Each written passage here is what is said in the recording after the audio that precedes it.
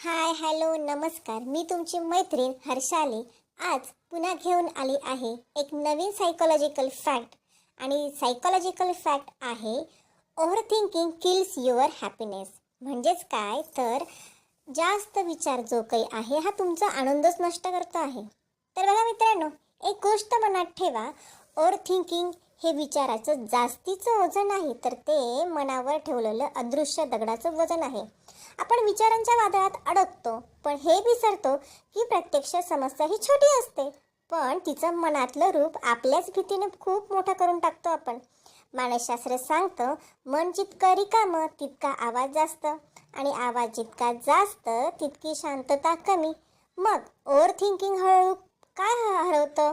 तर ओव्हर थिंकिंगमुळे हरवतं आनंद, आपला आत्मविश्वास, आपली झोप आणि स्वतःशी असलेली शांत मैत्री.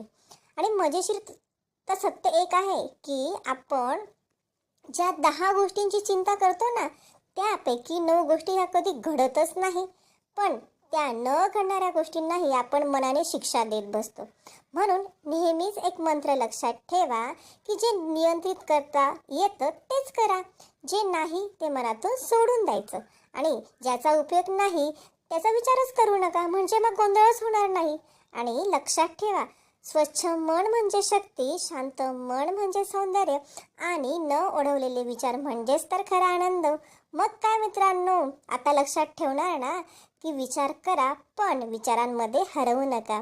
धन्यवाद.